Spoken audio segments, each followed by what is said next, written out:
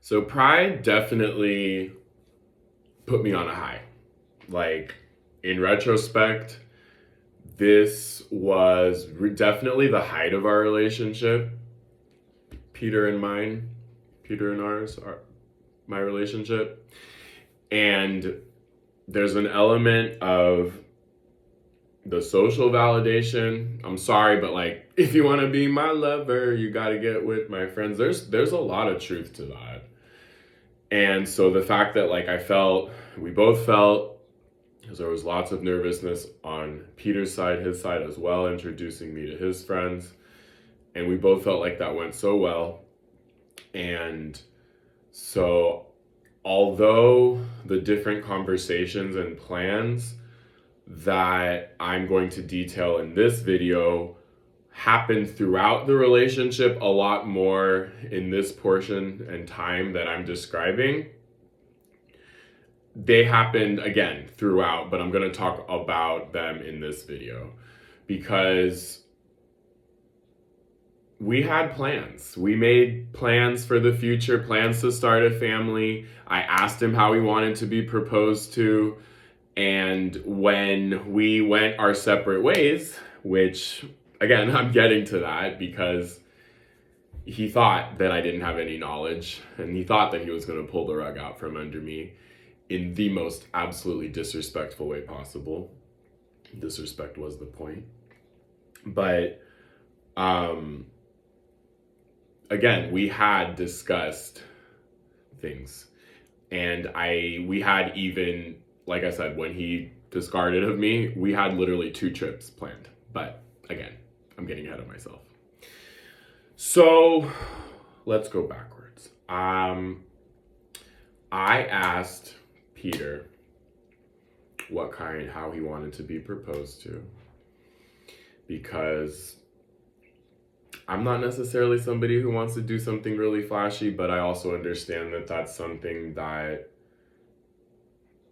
is the person being proposed to, I feel maybe they have a dream, maybe they have something they have always envisioned and dreamed of, and that wasn't a big deal to Peter.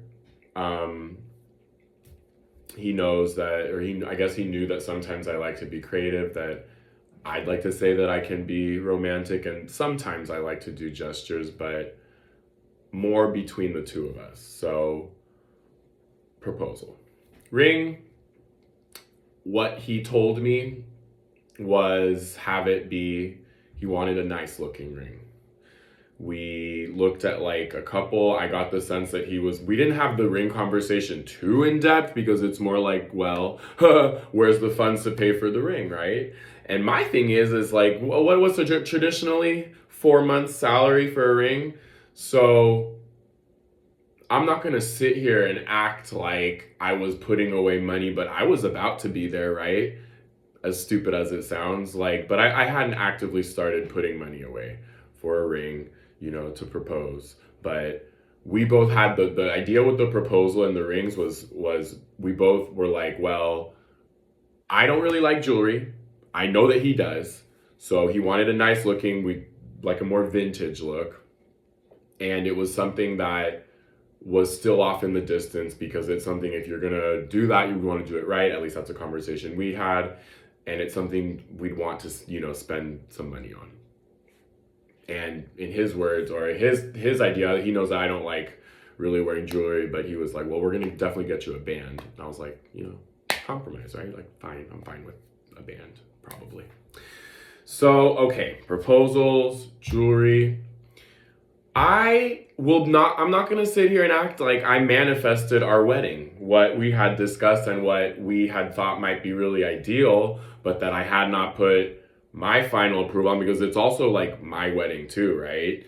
So what we had, again, I think I mentioned earlier, I don't care, as cliche as it sounds, Paris is Peter's favorite city. I had never been to Paris. I have a plan to visit Paris in the next year. Again, Peter knew that, and a big part of that was that I was going to check out a couple churches to see if these were suitable places to have our destination wedding. why I felt we could afford a destination wedding and why we had discussed having something like really small, like literally like 5 or 10 people on each side, is because the reality of it is that if and when I do get married, probably half my family's not going to be there, and I do not want them there. Instead of saying who is not going to be there, it's probably going to be my sister, my mother, and maybe one of my brothers. Those are the 3 people who will show up and who I would want there from my family. I will not expand further on that. But that is the fact and the reality of the situation.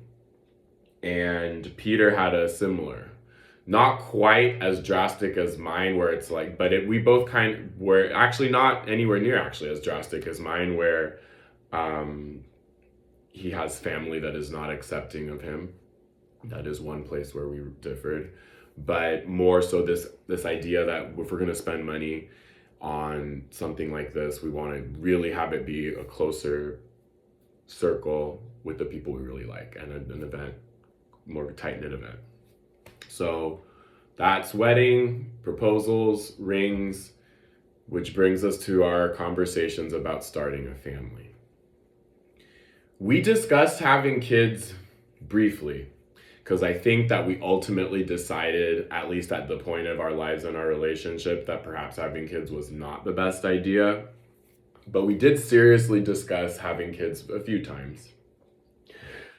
Well, perhaps the most obvious issue with this is, we need an egg, we need a womb, we have lots of sperm, but kind of need the other thing to make the biology happen.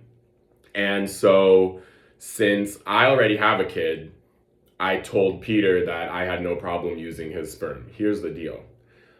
I was not willing to I wanted, and my one thing that I was not willing to compromise on was that it had to be a Latina donor, or had to be a Latina egg.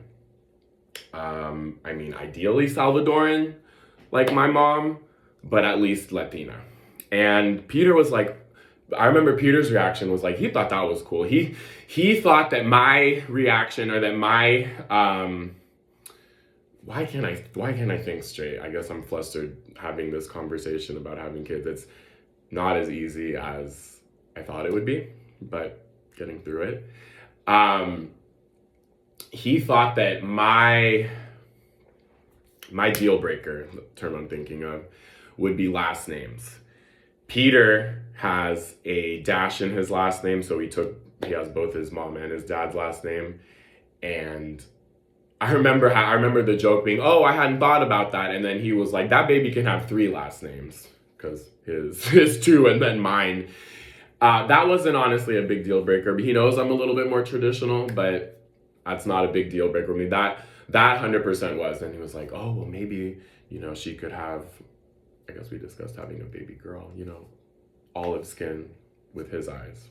But like I said, we ultimately kind of put the kid talk to the side for now, for at the point and where we got in our relationship.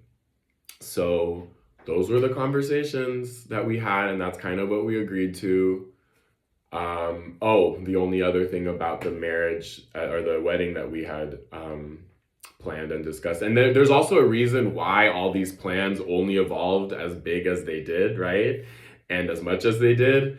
But again, it was at least my dream, and I thought that we were both okay with it, that my brother David was going to be the one officiating in the chapel in Paris, ideally, right?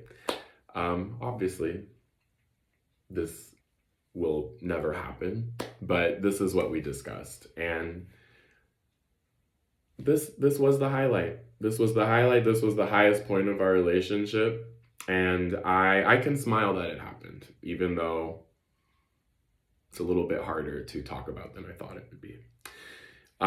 In the next video, I'm going to talk about the next step we took in our relationship, or at least preparing for that, which was the first time we traveled together.